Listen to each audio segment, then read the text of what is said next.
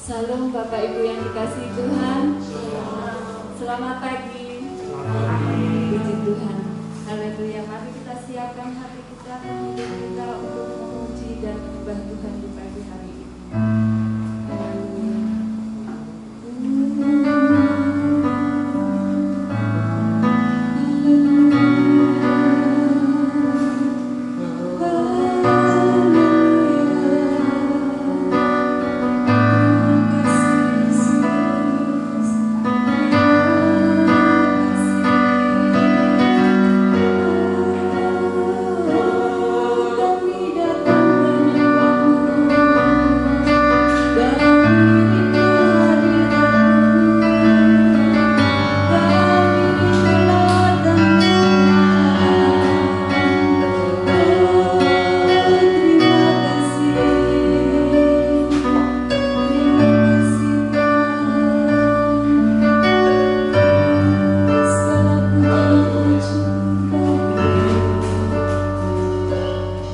Bagimu Tuhan, pagi hari ini oleh karena kemurahan dan berkat Tuhan, setiap kami boleh tiba di tempat ini, kami boleh bangun di pagi hari ini.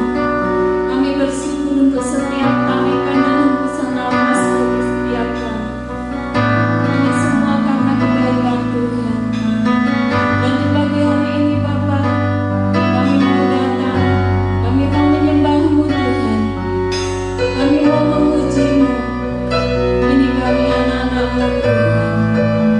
Lawat setiap kami pagi hari ini, urapi setiap kami pagi hari ini dengan kuasa yang daripada-Mu.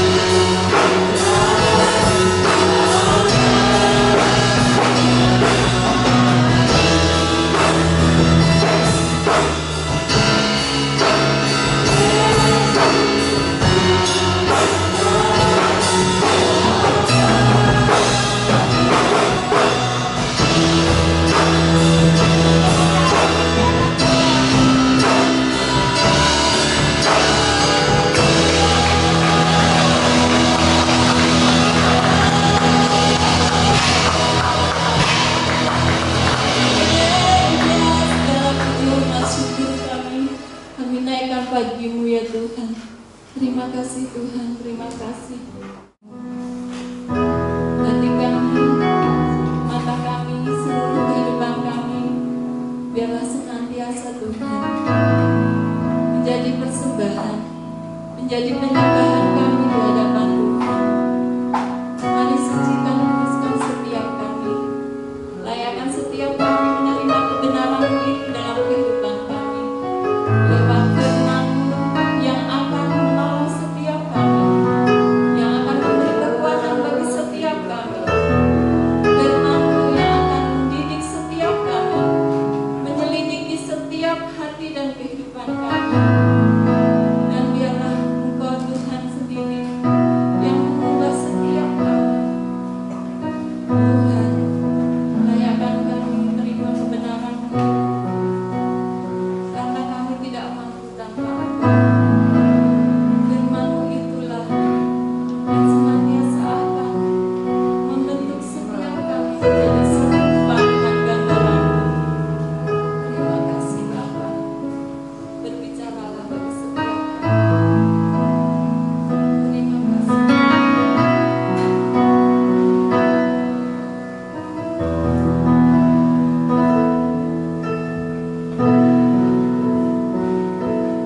Yesus, Kau kebenaran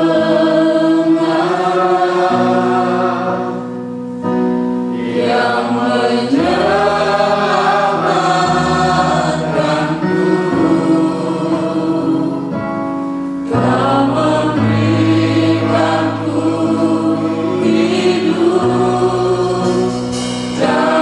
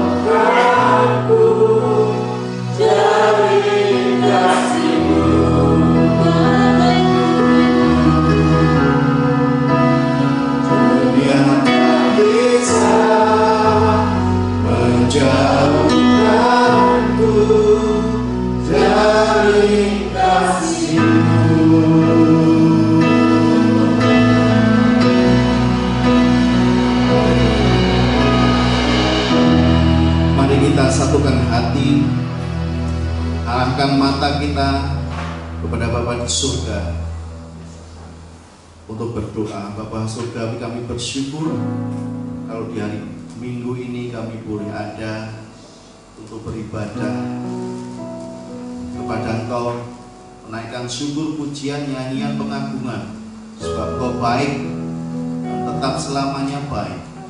Engkau yang telah mengutus putramu yang tunggal untuk turun ke dunia, menjadi sama dengan manusia dan rela berkorban menggantikan kami untuk menerima hukuman yang seharusnya ditimpakan kepada kami.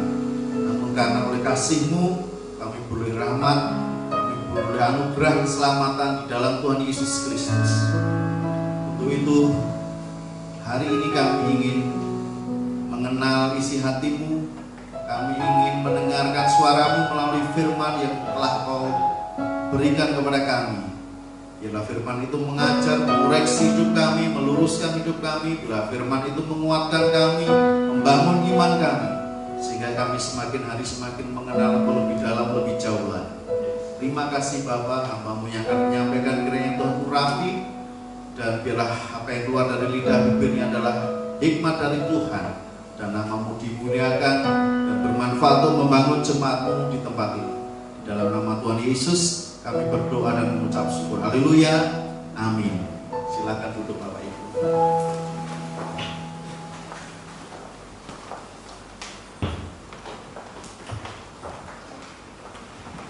Shalom, selamat pagi. Terima kasih kepada Bapak Gembala yang sudah memberikan kesempatan kepada kami untuk memberitakan kebenaran firman Tuhan. Sebelum kita membaca ayat yang akan kita renungkan, saya akan sedikit bercerita. Bapak Ibu Saudara, kalau kita berjumpa dengan teman lama kita, baik di tempat-tempat umum, mungkin ketemu di bandara atau terminal, atau ketemu di suatu tempat, di mall, atau di ajang reuni, atau apapun, kadang-kadang kita saling memberi kabar, saling bertanya tinggal di mana, kerja apa, kemudian anaknya berapa, sekarang anaknya kuliah di mana, dan sebagainya. Nah, tapi dari pengalaman saya ada yang menarik ketika kita berjumpa dengan teman-teman kita yang dulu melakukan pelayanan di suatu gereja atau antar gereja atau di kampus. Yang pertanyaannya bukan hanya itu saja. Kadang-kadang saya bercanda, apakah masih Kristen? Apakah masih melayani Tuhan? Apakah masih beriman? Dan sebagainya. Karena apa Bapak Ibu Saudara, kadang-kadang saya melihat bahwa dulu saya punya teman yang sangat bersemangat dalam pelayanan. Ketika berjumpa saat ini, akhir ini, di akhir hidupnya, bahkan dia sudah tidak melayani Tuhan lagi karena berbagai hal. Ada yang dulu pelayanan bersemangat, tapi sekarang hidupnya mungkin tidak terpusat lagi kepada Tuhan karena banyak hal yang diurusi sehingga tidak sempat pelayanan. Bahkan Bapak Ibu, yang menyedihkan juga adalah bahwa ada sebagian teman saya yang saya jumpa yang dulu Kristen, ada yang meninggalkan imannya dari Tuhan. Nah, saya kemudian merenung, sejak SMA sampai sekarang kita tidak bertemu, saya tidak bertemu dengan teman-teman. Ada yang tetap setia melayani Tuhan, tetap setia terlibat aktif dalam gereja. Ada yang sudah meninggalkan Tuhan, ada yang tetap Kristen, tetap gereja, tetapi mungkin kurang tertarik dalam sebuah pelayanan di gereja. Nah, saya mencoba kenapa ketika kita SMA atau mahasiswa memiliki semangat yang sama dalam pelayanan, baik di kampus, baik di gereja atau di persekutuan, tetapi di akhir saat ini kita mendapati teman-teman kita memiliki arah hidup yang berbeda. Ini pertanyaan yang menarik sekali. Lalu saya ingat Bapak Ibu di dalam kitab Perjanjian Lama bagaimana bangsa Israel itu dipakai Tuhan sebenarnya, diberi hak khusus, dipilih Tuhan dengan kasih karunia-Nya. Mulai dari Nuh, karena Nuh hidup berkenan kepada Tuhan, dan kemudian Sem, dan akhirnya Allah pilih Abraham di tengah kebudayaan Mesopotamia yang penuh dengan penyembahan berhala. Allah pilih Abraham dipanggil menjadi sahabatnya, dan kemudian akan menurunkan bangsa yang akan menjadi saksi bahwa Tuhan Yahweh Elohim adalah Tuhan yang harus disembah. Abraham menurunkan Ishak, Ishak menurunkan Yakub, Yakub menurunkan 12 suku Israel. Ada suatu saat mereka mengungsi ke Mesir karena perlawanan, akhirnya mereka berkembang biak di Mesir hampir 600.000. Lalu mereka ditindas, diperbudak karena orang-orang Mesir tahu bahwa bangsa ini akan bisa jadi musuh, ya, bisa jadi memberontak, bahkan mengalahkan orang-orang Mesir. Nah, lalu apa yang terjadi Bapak Ibu Saudara? Tuhan memanggil Musa untuk memimpin bangsa Israel keluar dari tanah Mesir. Apa tujuannya Tuhan memanggil bangsa Israel melalui Musa? Di dalam kitab Keluaran dicatat supaya mereka beribadah kepada Tuhan. Mereka keluar dari perbudakan, kemudian beribadah kepada Tuhan, kemudian menempati tanah Kanaan seperti visi yang sudah diberikan Tuhan, bahwa dia akan menjadi bangsa yang besar, yang akan menjadi saksi, yang mewakili bangsa-bangsa lain, supaya bangsa-bangsa lain, orang-orang lain di muka bumi ini menyembah yang namanya Yahweh Elohim. Nah, tapi apa yang terjadi Bapak Ibu Saudara? Kalau kita melihat perjalanan bangsa Israel, ya, Paulus memberikan peringatan bagaimana bangsa ini adalah bangsa yang tegar tengkuk, tidak peduli dengan apa yang diinginkan Tuhan.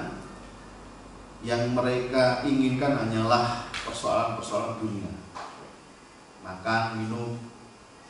Mereka bersungut-sungut ketika air menjadi pahit. Mereka marah dan kecewa ketika tidak ada air. Mereka sakit hati ketika mereka bosan dengan makanan yang itu-itu saja, yang padahal itu adalah mujizat Tuhan. Mereka lupa akan Tuhan, padahal mereka sudah melihat bagaimana Tuhan membelah laut keberau. Mereka lupa keajaiban Tuhan, bagaimana mereka bisa menyeberangi sungai Yordan, bagaimana mereka bisa meruntuhkan tembok Yeriko, dan bagaimana mereka bisa mengalahkan bangsa-bangsa di sekitar Kanaan. Bahkan para pemimpinnya juga tidak fokus pada Tuhan. Kita ingat Saul, bagaimana dia diurapi Tuhan, tetapi karena persoalan pribadi dengan Daud, akhirnya dia gagal fokus, tidak bisa memimpin bangsa ini untuk beribadah kepada Tuhan. Sebelumnya kita ingat Joshua, kita ingat Kaleb, dua orang ini yang berhasil, tapi banyak yang juga melakukan pemberontakan terhadap Tuhan.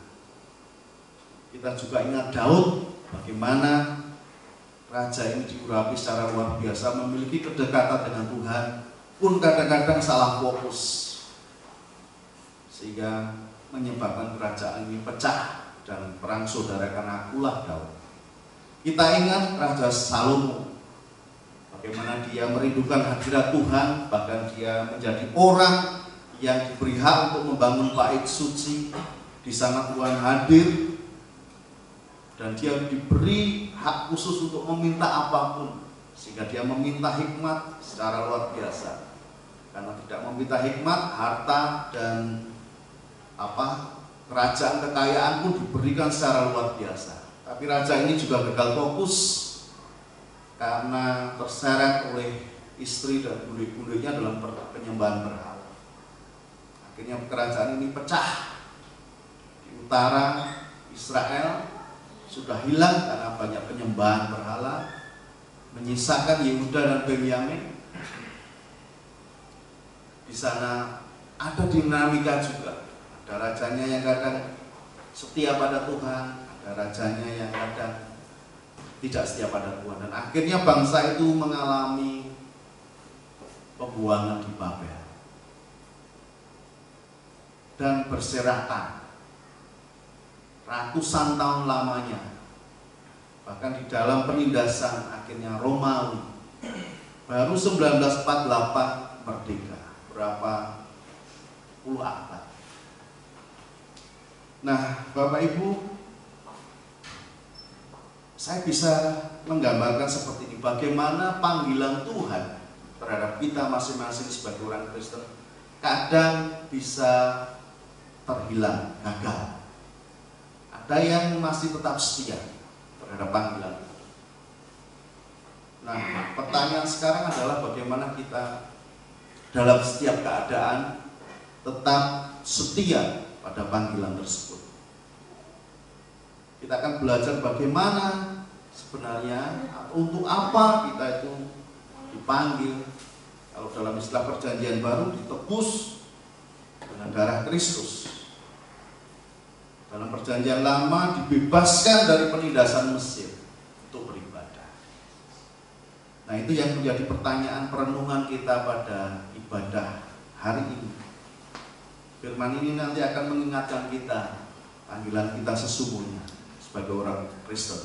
Terlepas kita punya profesi atau punya pekerjaan yang bermacam-macam. Ada yang wirausaha, ada yang bekerja sebagai pegawai, ada yang menjadi guru, pegawai negeri dan sebagainya. Tapi tetap jangan lupa panggilan. Mari kita buka Keluaran 3, Bapak Ibu. Ayat 1 sampai dengan 12. Ini sebenarnya terkait dengan panggilan Musa, tetapi saya akan berbicara, akan menggali, menafsir panggilan Allah terhadap kita masing-masing gereja Tuhan. Saya akan baca Keluaran 3 ayat 1 sampai dengan 12. Demikian firman Tuhan. Adapun Musa, ia biasa menggembalakan kambing domba Yitro mertuanya imam di Midian. Sekali ketika ia menggiring kambing domba itu ke seberang padang gurun, sampailah ia ke gunung Allah, yaitu Gunung Horeb.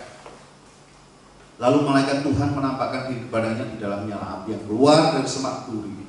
Lalu ia melihat dan tampaklah semak duri itu menyala tetapi tidak dimakan api. Musa berkata, baiklah aku menyimpang ke sana untuk memeriksa penglihatan yang hebat itu. Mengapakah tidak terbakar semak duri itu? Ketika dilihat Tuhan bahwa Musa menyimpang untuk memeriksanya, bersuruhlah Allah dari tengah-tengah semak duri itu kepadanya, Musa, Musa, dan ia menjawab, ya Allah. Lalu ia berfirman, janganlah datang dekat-dekat, tanggalkanlah kasutmu dari kakimu, sebab tempat di mana aku berdiri itu adalah tanah yang kudus. Lagi ia berfirman, akulah Allah ayahmu, Allah Abraham, Allah Ishak, Allah Yakub. Lalu Musa menutupi mukanya sebab ia takut memandang Allah. Dan Tuhan berfirman, aku telah memperhatikan dengan sungguh kesengsaraan umatku di tanah Mesir, dan aku telah mendengar seruan mereka yang disebabkan oleh pengerah-pengerah mereka. Ya, aku mengetahui penderitaan mereka. Sebab itu aku telah turun untuk melepaskan mereka dari tangan orang Mesir dan menuntun mereka keluar dari negeri itu ke suatu negeri yang baik dan luas, suatu negeri yang berlimpah-limpah susu dan madunya, ke tempat orang Kanaan, Het, Amori, Feris, Hewi, dan Yebus. Sekarang seruan orang Israel telah sampai kepadaku, juga telah kulihat betapa kerasnya orang Mesir menindas mereka. Jadi sekarang pergilah aku mengutus engkau kepada Fir'aun untuk membawa umatku orang Israel keluar dari Mesir. Tapi Musa berkata kepada Allah, siapakah aku ini? Maka aku yang akan menghadap Fir'aun dan membawa orang Israel keluar dari Mesir. Lalu firman-Nya, bukankah aku menyertai engkau? Inilah tanda bagimu bahwa aku mengutus engkau. Apabila engkau telah membawa bangsa itu keluar dari Mesir, maka kamu akan beribadah kepada Allah di gunung ini. kita akan menggarisbawahi, maka kamu akan beribadah kepada Allah di gunung ini. Dibebaskan oleh Tuhan dari Mesir, dari Firaun, itu punya tujuan, yaitu supaya bangsa ini beribadah kepada Tuhan. Ada 9 kali perkataan Tuhan tentang beribadah kepada Tuhan. Bangsa Israel keluar dari penindasan orang Mesir supaya mereka beribadah kepada Tuhan. Jadi pembebasan bangsa Israel dari Mesir itu bukan persoalan supaya mereka hanya lepas dari perbudakan kemudian pindah ke Kanaan, negeri yang baik. Tidak cukup itu. Tetapi 9 kali, mulai dari Keluaran 3, 4, 7, 8, 9, 10, itu selalu dikatakan supaya mereka bisa beribadah kepada. Nah, janji ini sebenarnya terkait dengan janji Allah kepada Abraham, bahwa Abraham akan menurunkan bangsa yang besar dan keturunannya itu akan menjadi berkat bagi bangsa lain. Artinya bangsa Israel itu dipilih supaya menjadi saksi bahwa ada Allah yang menciptakan langit bumi yang harus disembah. Kita tahu di zaman Abraham, di zaman berikutnya, orang-orang tidak mengenal Allah. Yang mereka kenal hanyalah dewa-dewa, spiritisme, atau roh-roh di tempat-tempat keramat. Mereka mempersembahkan kurban kepada dewa dan sebagainya. Nah, bangsa ini dibebaskan dari Mesir supaya mereka beribadah kepada Allah dan menjadi saksi bagi bangsa-bangsa lain, sehingga bangsa-bangsa lain mengenal Tuhan. Maka janji itu diberikan kepada Abraham dan keturunannya, dan keturunannya itu akan menjadi berkat bagi bangsa-bangsa lain. Itulah visi utama bangsa Israel yang diberikan oleh Tuhan. Nah, tetapi dalam perjalanannya, Bapak Ibu Saudara yang dikasihi Tuhan, tidak semua orang Israel memahami ini. Bahkan tidak semua orang Israel mau ataupun melakukan, menjalankan visi. Kalau kita lihat perjalanan mereka, yang mereka inginkan hanya masalah makanan, minuman.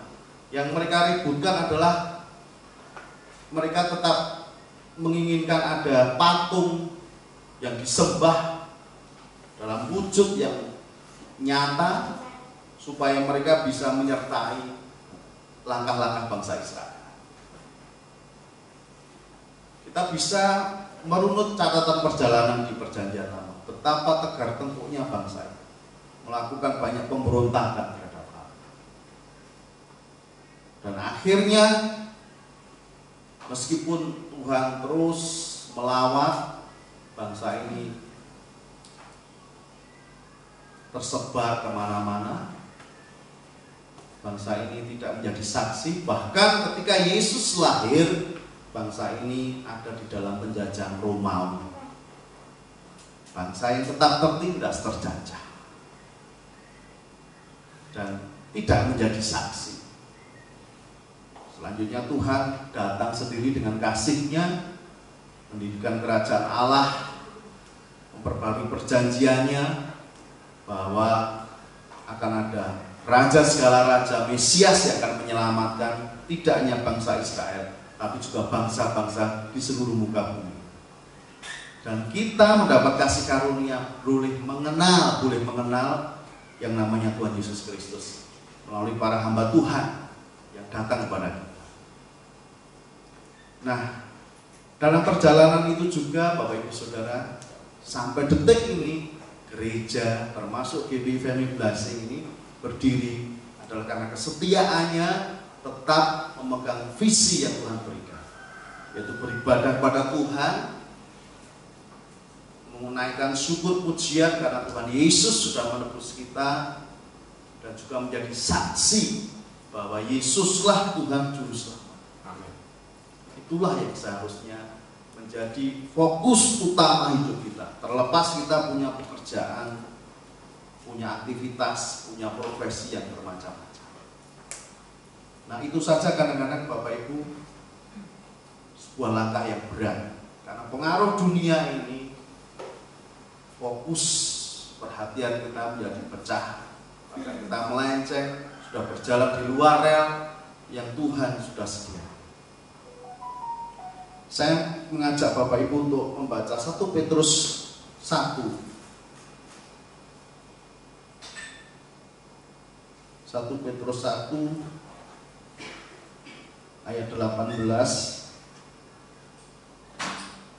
dan 19. 1 Petrus 1 ayat 18 dan 19. Demikian firman Tuhan, sebab kamu tahu bahwa kamu telah ditebus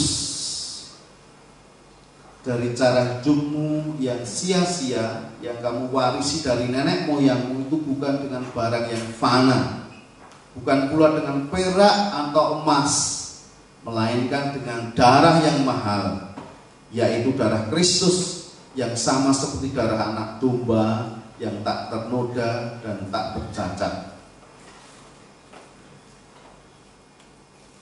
Ia telah dipilih sebelum dunia dijadikan, lanjut 20, tetapi karena kamu, ia baru menyatakan dirinya pada zaman akhir. Oleh dialah kamu percaya kepada Allah yang telah membangkitkan dia dari antara orang mati dan yang telah memuliakannya sehingga imanmu dan pengharapanmu tetap tertuju kepada Allah.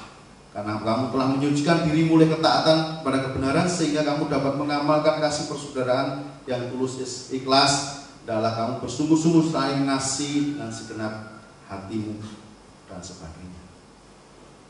Nah, Bapak Ibu yang dikasihi Tuhan, hari ini kita diingatkan belajar dari bangsa Israel. Mereka dibebaskan dari tanah Mesir, dari perbudakan, dari penindasan, untuk satu tujuan: beribadah dan menjadi saksi bagi dunia, bagi bangsa-bangsa lain. Kita diingatkan juga di dalam perjanjian baru bahwa cara hidup kita seperti yang di Mesir itu, dalam penindasan dosa, telah ditebus oleh darah Kristus. Kita sudah dibebaskan dari cara hidup kita yang sia-sia, yang kita warisi dari nenek moyang kita, dari dunia ini, dengan darah yang mahal, yaitu darah Kristus. Supaya apa? Sebenarnya sama, beribadah kepada Tuhan dan menjadi saksi bagi dunia melalui kehidupan. Kenapa saya tekankan ini, Bapak Ibu Saudara?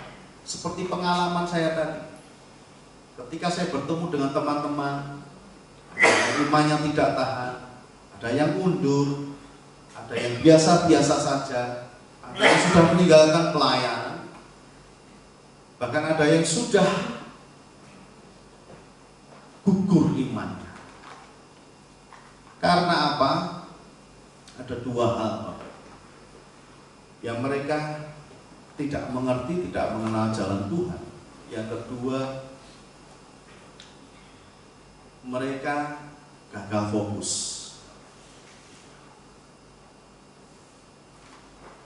Karena pengaruh dunia, kadang-kadang kita punya orientasi hidup yang salah.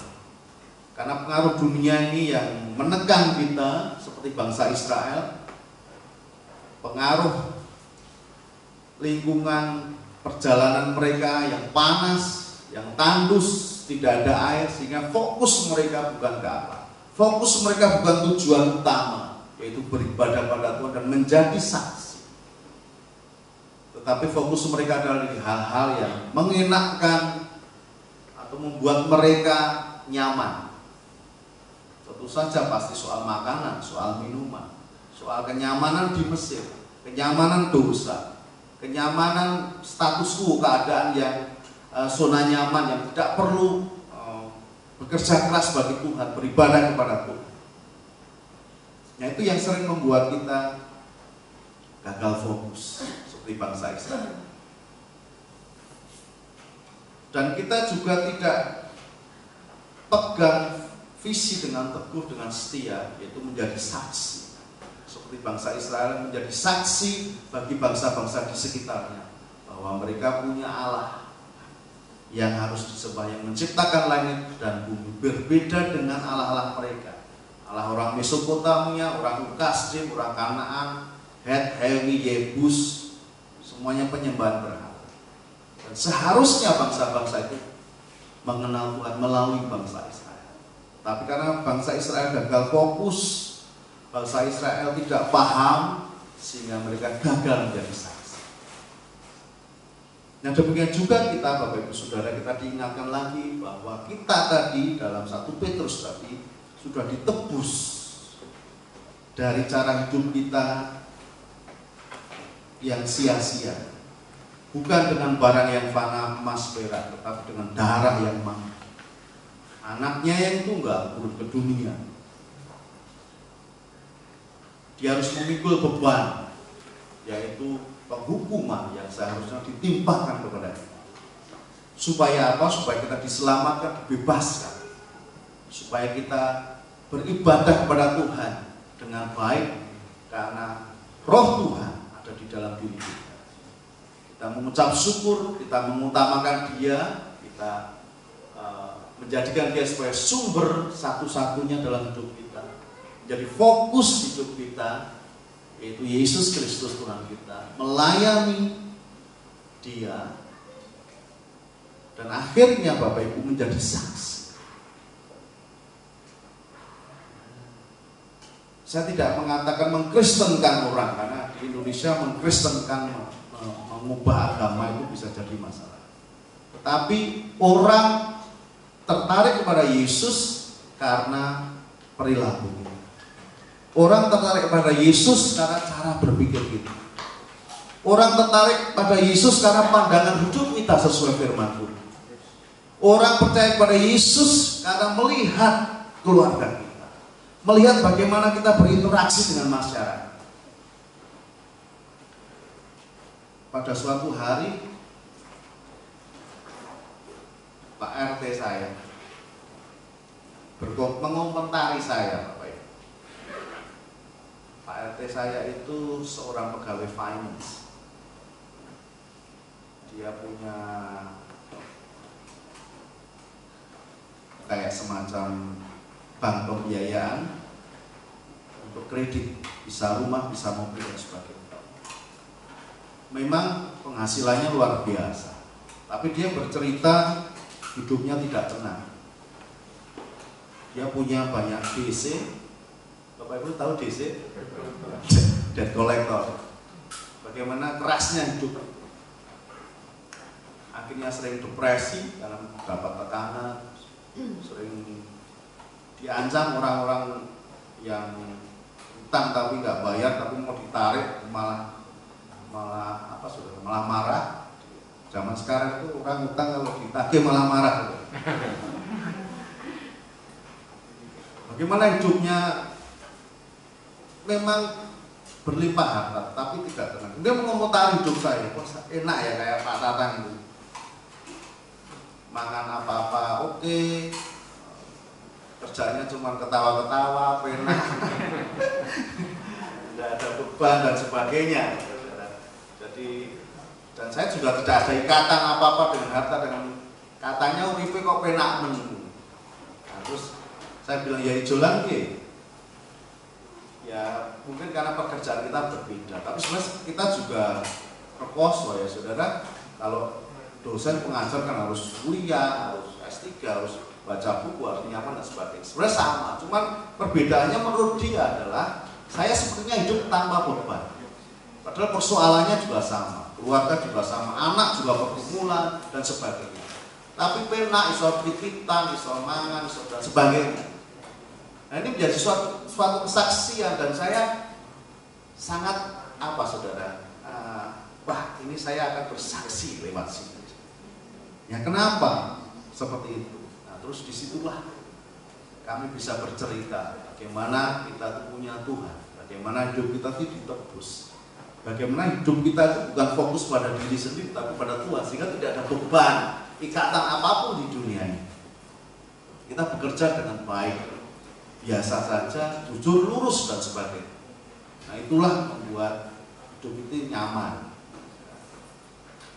Tidak kolesterol, tidak diabetes, tidak tekanan darah tinggi dan sebagainya. Nah, itulah saudara. Meskipun di tengah kesibukan kita, pekerjaan kita, tapi di sanalah kita tuh bersaksi. Tetap pegang teguh bahwa tujuan utama kita sebagai bangsa Israel dan dipanggil dari Mesir beribadah pada Tuhan dan menjadi saksi bagi bangsa-bangsa, saksi bagi masyarakat kita. Mereka mengenal Kristus melalui kenyamanan hidup kita, damai sejahtera, sukacita, apapun keadaannya, apapun pergumulannya, tidak menjadi stres karena fokus kita bukan di sana, fokus kita kerajaan Allah. Bagaimana manusia di dunia ini berdosa ditebus oleh darah Kristus, itulah yang kita berikan, keselamatan dari Tuhan Yesus Kristus. Nah, jika demikian Bapak Ibu Saudara, kita sudah memenuhi standar Tuhan, bukan seperti bangsa Israel. Dan itulah hati Tuhan minggu ini, pagi ini, kembali kepada panggilan Tuhan, bahwa kita ditebus dengan darah yang mahal, bukan dengan barang yang fana, emas, perak, tapi nyawa anak, supaya bukan supaya kita hidup enak, supaya kita beribadah pada Tuhan, supaya kita menceritakan bahwa aku punya Tuhan yang harus kau sembah. Aku punya Tuhan Yesus yang pengajarannya penuh kasih. Aku punya Tuhan yang baik, yang menyelamatkan kita, yang memberi anugerah kepada kita. Biarlah ini tidak terlepas dari kehidupan kita, Bapak Ibu. Janganlah biarkan kita ini larut dalam dunia sehingga kita lupa. Ketika saya berjumpa dengan teman-teman saya, guruan apakah masih Kristen, itu tidak menjadi guruan lagi, tapi ini menjadi hal yang serius. Karena memang teman pelayanan saya yang dulu luar biasa semangatnya hilang. Nah, untuk itu Bapak Ibu, mari kita belajar dari bangsa Israel. Bagaimana bangsa ini tidak mudeng, tidak paham panggilan mereka dari Mesir. Mereka memilih kembali. Toh di Israel juga susah hidupnya.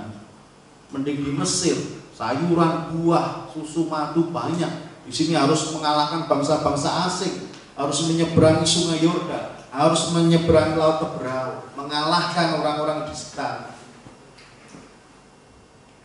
Mereka ciut nyalinya, akhirnya tidak menjadi saksi, akhirnya tidak fokus beribadah kepada Tuhan. Demikian juga kita ketika sudah ditebus dengan darah Yesus, luar biasa kita harus mengucapkan syukur. Kenapa kita beribadah di minggu ini? Karena ucapan syukur karena karya penebusan Tuhan.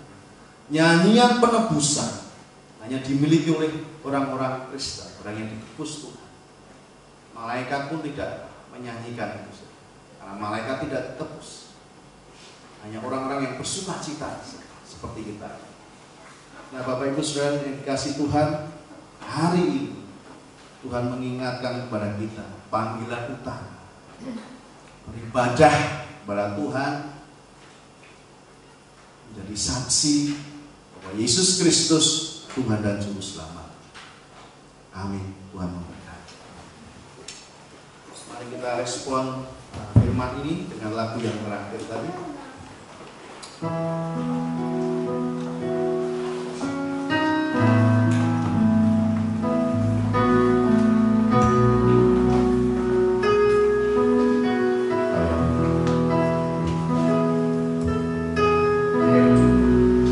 Kalau ku hidup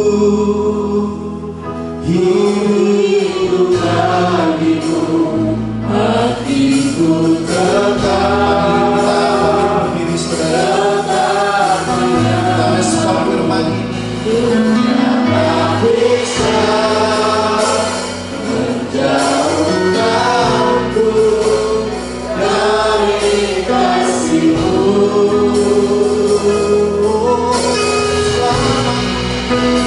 Selama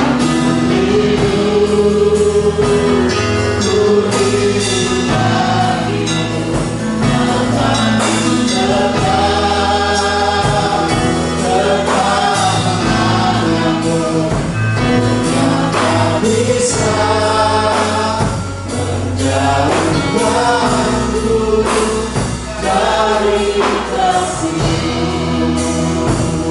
Mari kita pujikan dari awal lagi. Yesus, Kau kebenaran yang menyelamatkanku. Kau memberikanku hidup dan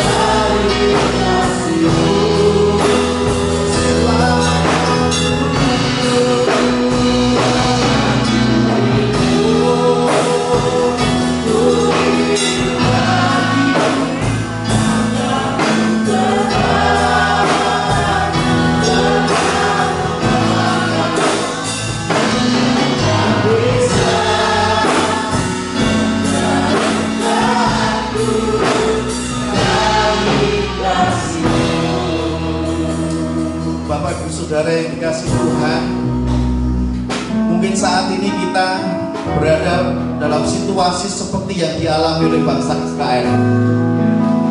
Bagaimana mereka harus dihadapkan pada padang gurun yang panas. Mereka harus dihadapkan kekurangan air. Mereka harus dihadapkan pada air yang pahit. Mereka harus dihadapkan pada makanan yang itu-itu saja sehingga mereka bosan dan ingin kembali ke Mesir. Itulah keadaan dunia yang kadang mempengaruhi kita untuk tidak terpusat pada Tuhan. Itulah keadaan dunia, kesulitan hidup yang kadang-kadang membuat kita berhenti dari jalan Tuhan. Visi yang sudah diberikan kepada Tuhan untuk beribadah, memuji, menyembahnya, dan menjadi saksi bagi orang-orang di sekitar kita. Mengenal Allah melalui kehidupan kita. Mari Bapak Ibu Saudara, firman hari ini mengingatkan kita untuk kembali fokus, terpusat pada panggilan kita, beribadah, dan menjadi saksi. Kalaupun kita hidup, maka hidup di Kristus. Mari mata kita tertuju pada Kristus. Mari pusatkan hidup kita pada Tuhan Yesus Kristus. Itulah hari ini firman-Nya. Haleluya. Kalau ku hidup, ku hatiku tenang, tenang, dunia tak bisa menjauhkanku dari kasih-Mu.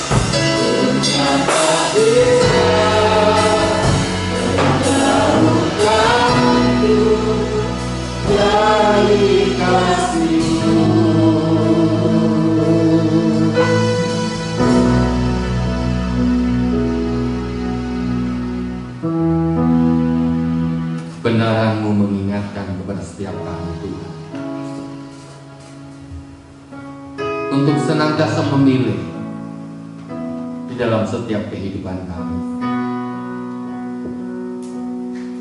Memilih untuk tetap beribadah kepada Tuhan. Di situ kunci untuk diberkati oleh Tuhan. Meskipun menghadapi berbagai macam situasi kondisi yang serba sulit, tetapi orang yang mencari wajah Tuhan, orang yang orientasi kepada Tuhan, orang yang senantiasa hidup di dalam kebenaran, maka Tuhan akan mengangkatnya. Dan Tuhan tidak akan menjadikan kita sebagai orang yang mencari dan beribadah kepada Tuhan tidak akan pernah berkekurangan. Jangan berkecil hati dan jangan takut, sebab Tuhan senantiasa memperhatikan setiap kehidupan kita.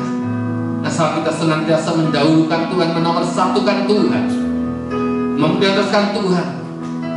Tentunya pengalaman demi pengalaman yang dihadapi oleh bangsa Israel menjadikan kita semakin bijak, semakin kita dewasa dan bertumbuh di dalam pengenalan kita kepada Tuhan. Tuhan Yesus, kiranya kebenaran-Mu Engkau meteraikan bagi setiap kami Tuhan, dan memberkati hamba-Mu yang sudah Tuhan pakai untuk menjadi saluran berkat bagi kami. Berkati Bapak Tata secara pribadi. Tuhan Yesus, kami percaya banyak pergumulan, persoalan, masalah yang dihadapi, tapi kami percaya jika Tuhan ada dalam kehidupannya, maka Tuhan akan memberikan pertolongan tepat waktu.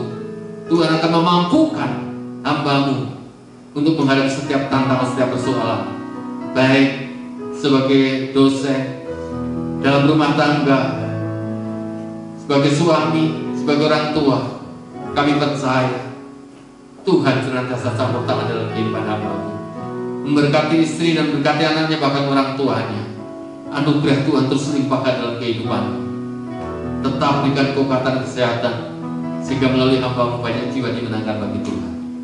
Demikian juga setiap kami yang hadir pada saat pagi hari ini, kami pun sudah diberkati Tuhan. Kami mau tetap mengarahkan pandangan kami. Kami tetap terus fokus kepada Tuhan. Meskipun tantangan, persoalan, masalah datang silih berganti, dan seolah-olah jalan depan tertutup, sampai kanan, sampai kiri tertutup, bahkan belakang ada musuh, tetapi orang yang berharap pada Tuhan, masih ada jalan ke atas, jalan kepada Tuhan Yesus Kristus, dan Tuhan pasti akan berikan kemenangan bagi kami. Terima kasih Bapa. Kami sungguh bersyukur buat anugerah-Mu Tuhan. Kami bersyukur buat kasih karunia yang telah Tuhan berikan bagi kami. Jika kami hidup saat ini, hidup bukan karena kekuatan kami, hidup bukan karena keringat, tetapi hidup karena berkat, hidup karena kasih karunia yang dari Tuhan, hidup karena anugerah Tuhan, hidup karena pemberian Tuhan, hidup karena kasih kemurahan-Mu Tuhan. Sebab itu Tuhan, kami tetap menyerahkan seluruh kehidupan kami ke dalam tangan Tuhan. Kami menyerahkan seluruh keluarga kami ke dalam tangan-Mu. Kami menyerahkan suami kami menyerahkan istri kami menyerahkan anak-anak kami menyerahkan orang tua kami, studi kami, pekerjaan kami ke dalam tangan Tuhan. Biarlah Tuhan yang senantiasa beracara, Tuhan yang memberkati. Begitu pula kami menyerahkan bangsa dan negara ini ke dalam tangan-Mu Tuhan.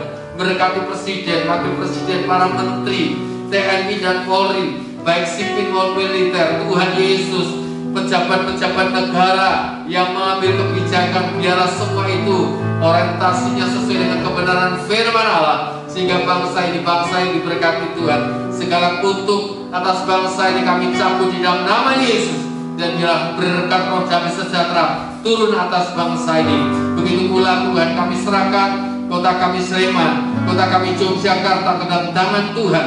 Tuhan, jadikan kota ini kota yang diberkati Tuhan, kota yang senantiasa menaruh pengharapannya kepada Tuhan. Diberkati para pemimpin kami, bupati, wali kota, gubernur, semua staf-staf. Oh Tuhan, pejabat-pejabat, kami serahkan semua dalam tangan-Mu. Tuhan memberkati. Kami juga menyerahkan Polda maupun Tuhan Danren, bahkan Polres, bupati, wali kota, kami serahkan semua itu dalam tangan Tuhan. Tuhan terus memberkati, bahkan sampai tingkat RW dan RT. Tuhan terus memberkati mereka, campur tangan dalam kehidupan mereka. Terima kasih Tuhan, terima kasih. Jika sebentar kami akan pulang, Kami akan meninggalkan tempat ini. Kami percaya ketika kami sudah diberkati Tuhan dengan kebenaran firman-Mu, maka Tuhan akan membekali kehidupan kami. Tuhan akan menyertai kami. Tuhan akan menuntun setiap kehidupan kami, sehingga kami tidak berjalan seorang diri. Kami tidak berjalan menjadi yatim piatu. Tuhan senantiasa campur tangan atas setiap kehidupan kami. Terima kasih Tuhan. Terima kasih. Jemaat yang diberkati Tuhan, arahkan mata imanmu tertuju kepada Tuhan. Jangan takut dan jangan berkecil hati. Meskipun saat ini kita hidup di tengah-tengah situasi yang serba sulit, wabah pandemi, tetapi hidupmu hidup ada di dalam tangan Tuhan. Tuhan akan berperkara atasmu. Tuhan akan campur tangan atas hidupmu, sehingga setiap apapun yang dikerjakan, Tuhan akan menyertai dan Tuhan akan memberkatimu, sehingga apapun yang dikerjakan olehmu berhasil berbuah. Pulanglah, terimalah berkat anugerah sukacita dan sejahtera, berkat kasih sayang dari Allah Bapa, berkat kasih dan anugerahnya dari Tuhan Yesus Kristus, serta persekutuan dengan Allah Roh Kudus. Tuhan akan membawamu naik dan bukan turun. Tuhan akan membawa maju dan bukan mundur. Maka segala perjalananmu diberkati Tuhan. Segala sakit, penyakit, roh kecelakaan, bahaya mau dihalaukan dari hidupmu, dan engkau senantiasa diberkati oleh Tuhan dari sekarang sampai selama-lamanya. Demi nama Tuhan Yesus Kristus, kami mohonkan doa berkat ini. Kiranya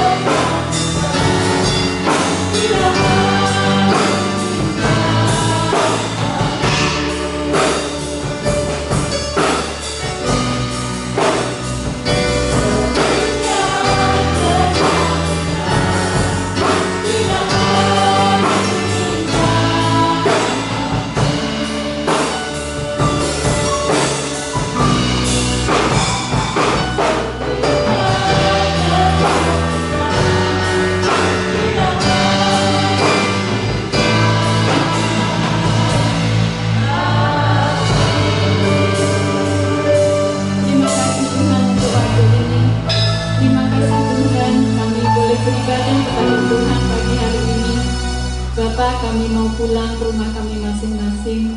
Biarlah sepanjang kehidupan kami menjadi persembahan yang kudus dan yang harum dan berkenan di hati Tuhan, sehingga hidup kami menjadi saksi Tuhan dimanapun Tuhan tempatkan kami.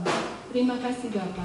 Di dalam nama Tuhan Yesus Kristus kami mengucap syukur. Haleluya. Amin. Selamat hari Minggu. Tuhan Yesus memberkati.